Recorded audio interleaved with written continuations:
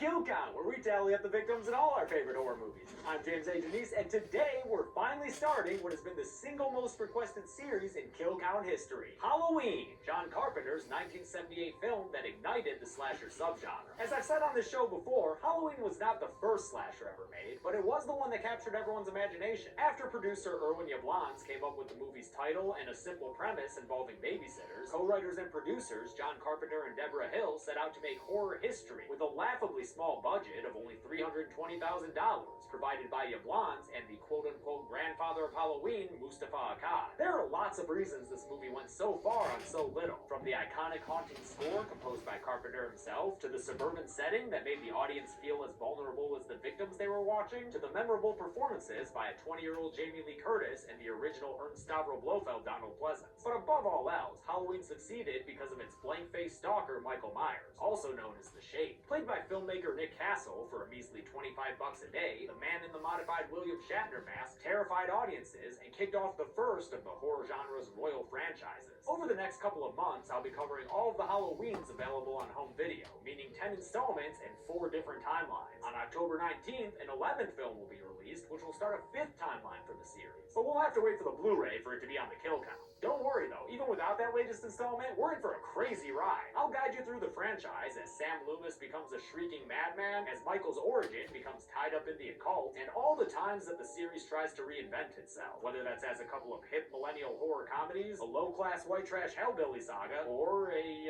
Irish toy maker selling deadly Halloween masks. But before we get into all that, we gotta go back to Haddonfield, Illinois and count the kills that started it all.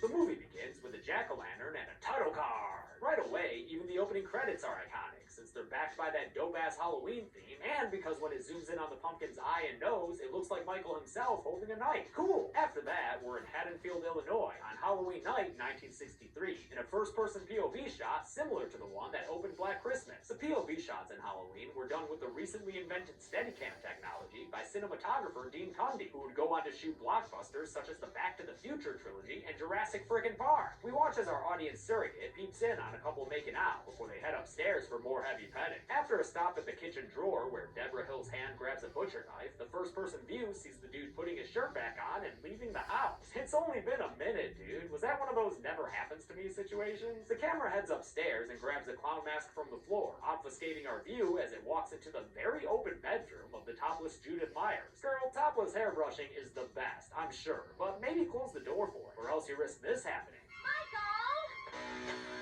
Yep, this is Michael Myers' first kill, his older sister Judith, and he's such a noob at murder that he has to keep checking his stabbing form while he kills her. You're doing fine, Mikey, don't worry. When he's done, Judith is left as a topless bloody corpse lying on her bedroom floor. Michael heads back downstairs and out of the house right as his parents pull up. The extended first-person shot finally ends when they demask him and then just kind of stand there for an awkwardly long time without saying anything or emoting as the camera pulls away. Classic cold open though. Jump to Smith's Grove in the same state, now 15 years later on Halloween Eve. 'Twas a dark and stormy night when Dr. Sam Loomis, played by the masterful Donald Pleasance, joined chain-smoking nurse Marion Chambers to go to the Smith's Grove Sanitarium. They're going to pick up Michael Myers, who Loomis keeps referring to as an it, and transfer him to another facility. But things take a turn for the creepy when they see that the Smith's Grove inmates are out and about, getting all wet. Instead of being concerned about them catching hypothermia like a real doctor would, Loomis presses forward and hops out to open the hospital gate. That's when Michael Myers hops on top of Marion's car and grabs her by the face, tormenting her until she flees from her vehicle that he promptly Grand Theft Autos. Michael must have been top of the class in the Smith's Grove Driver's Ed program.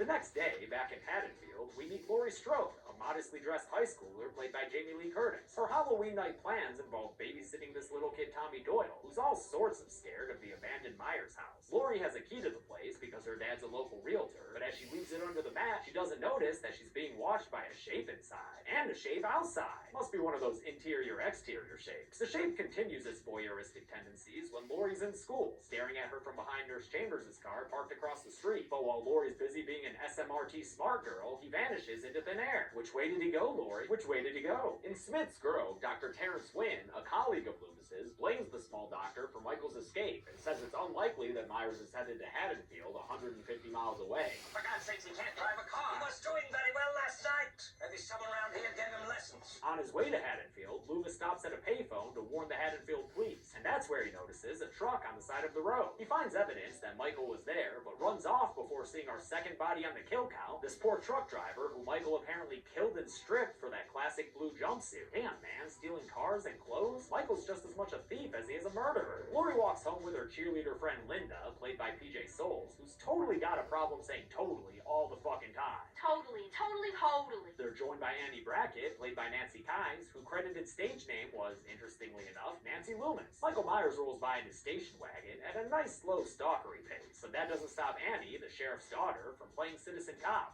Hey, jerk!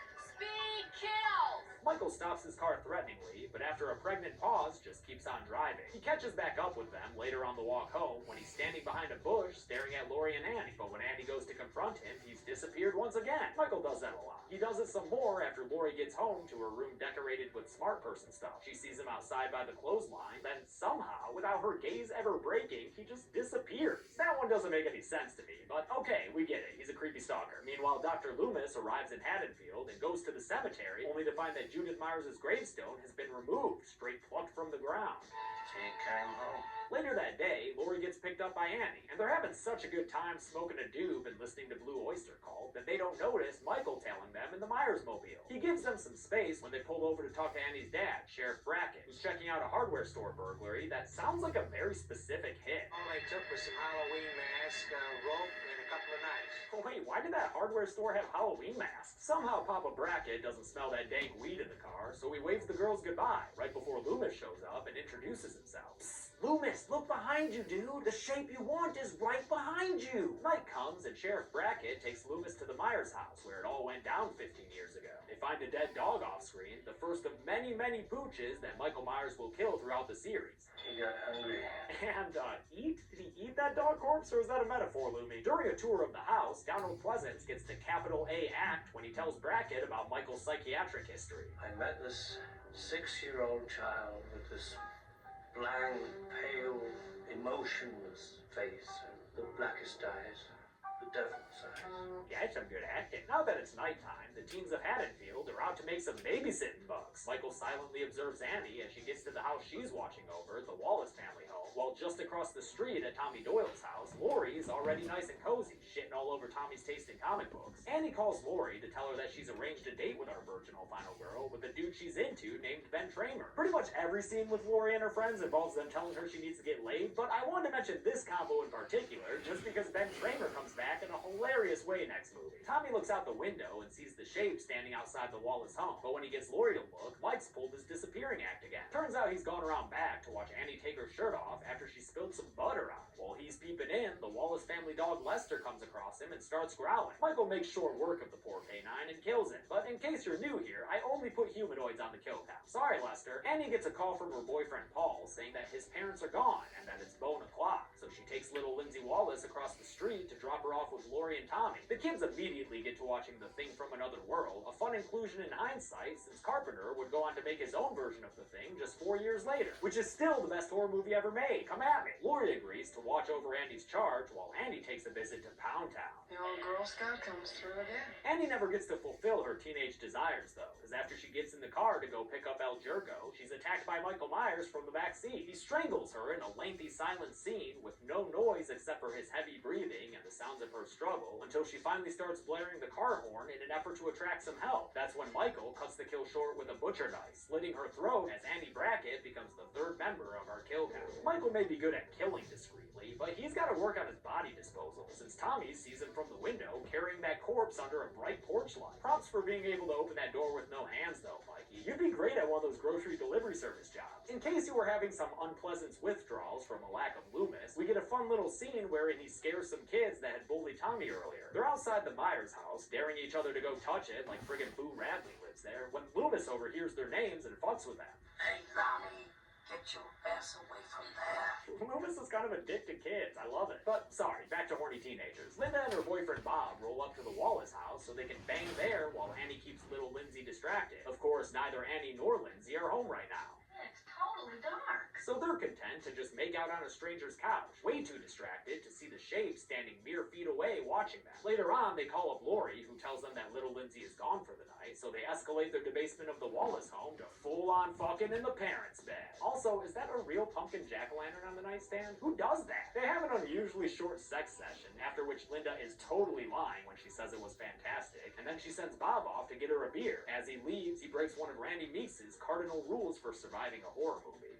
I'll be right back. After Bob grabs the beer, we get one of the best scenes of the movie when Michael pops out of a closet and starts choking Bob against the wall. It's a pretty solid jump scare, and the kill is Michael's finest in the film as he lifts Bob up off the ground with a single hand and then uses his other hand to stab Bob with his butcher knife. The icing on top, though, is that when Michael removes his hand, Bob's feet stay elevated off the ground. Michael stares at the new wall decoration with a couple of head tilts, showing he can appreciate his murder art from multiple angles. Linda Vanderklok is our next hapless victim, and Michael dresses up for the occasion. It's Ghost Bob Michael Myers, and it's probably my favorite image from the movie. It's followed by what's probably many other people's favorite image from the movie, as Linda tries to seduce Bob out of his Halloween spirit. See anything you like? After Ghost Bob is totally unresponsive, Linda goes to call Laurie, but as soon as Laurie answers, Linda is attacked by Michael, who strangles her with the phone cord. Laurie hears the noises over the phone, first assuming it's some kind of sex noise prank, but to her credit, she does become concerned by the time Linda is totally down and out for another kill on the count. After she's dead, Michael's all like, "New phone, who dis?" But Laurie hangs up on it. Boring conversation anyway. And back to Dr. Loomis, who inexplicably just now sees that Marion Chambers' station wagon is parked across the street. Maybe you would have noticed it earlier if you weren't too busy cussing out the neighborhood kids, Loomis. But now that he knows Michael's in town, he's on the move. Concerned about that moany phone call from the Wallace home, Laurie heads across the street to check on Annie and Linda. It's completely dark inside, and after she heads upstairs, she follows the only light on into the bedroom, where she gets to kick off her final girl circuit by finding Annie's body splayed out on the bed in front of Judith Myers' gravestone. And as with any true final girl circuit, she finds the other bodies in unlikely ways, with Bob swinging down from the ceiling somehow, and a cabinet door opening on its own to reveal PJ Souls doing a pretty goofy dead body face. The corpses scare Laurie out into the hallway, where, in a very cool shot, the shape materializes from the shadows behind her. He steps out and stabs at her shoulder, grazing her with a slash that sends her over the banister and crashing to the bottom of the staircase. One of the most infamous horror movie chase scenes begins, as Laurie tries to escape through all these locations that the movie has done a great job setting up, so you know the exact physical layout of them. I think it's one of the undervalued geniuses of this movie. Laurie gets back to the Doyle house and is locked out as Michael slowly makes his way across the street towards her. When Tommy finally lets her in, she barks at him to go hide upstairs. Do as I say! Hurry! With the lights off and the phone line dead, Laurie hunkers down and grabs a knitting needle. Michael appears behind her, having come through the window, but when he misses an easy strike with his knife, she's able to stab him in the neck with the needle, which gets him down to the ground. But Laurie's a Gen 1 final girl who doesn't know the way this shit works, so she assumes that a single stab has put her tormentor out of business for good. She goes upstairs to tell the kids that it's over and that she killed him, but Tommy knows better. You can't kill the boogeyman. Tommy's right, Michael's back, baby! Laurie ushers the kids into one room and goes into another, where she hides in the closet. Michael follows, and we get another classic scene as he violently shakes the closet door for a while before punching through it and turning on the light. It's a good thing Laurie never listened to her mommy dearest, though, and has a wire hanger at her disposal, which she turns into a weapon and then uses to stab Michael Myers right in the eye. Michael drops his knife, and she presses on with the attack, stabbing him in the chest with it. This knocks him out again and gives Laurie another false sense of security as she leaves the comfort of the closet. Once again, she consults the children and tells them to go down the street to a neighbor's house and call the police. After she sends them off, she sits there catching her breath and doesn't notice when behind her, Michael single-handedly pioneers a new workout program. Horror Killer Abs. Get that six-pack in 10 movies or less, one sit-up at a time. The kids run out the front door screaming bloody murder, and since Loomis happens to be walking by, he puts two and two together and heads towards the house. Good thing, too, since Michael has made his way over to Laurie and starts strangling her with his bare hands. Right as Loomis runs upstairs, Laurie pulls off Michael's mask, giving us a fleeting glimpse of the very plain-looking face of evil, in a shot where Michael was played by a dude named Tony Moran. Loomis fires his gun at Michael, then follows through and shoots him 5 more damn times with his gun, sending the spree killer out onto the back balcony and over the railing, where he lies on the ground in defeat. After the gun smoke is cleared, Laurie gets a debriefing from Loomis.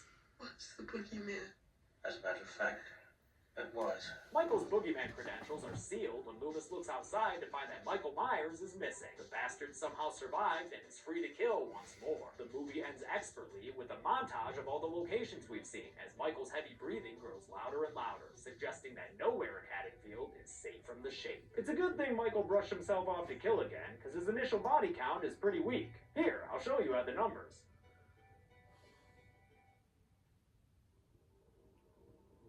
Only 5 people died in Halloween, but that's fine for a first outing. It leaves room for growth.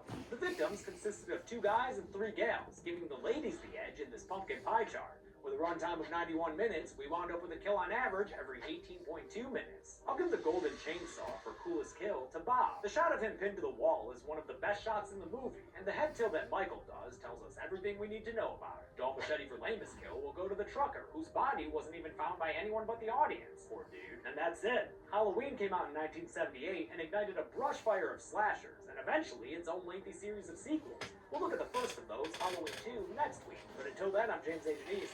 This has been the Kill Count. Thanks a lot for watching this week's Kill Count.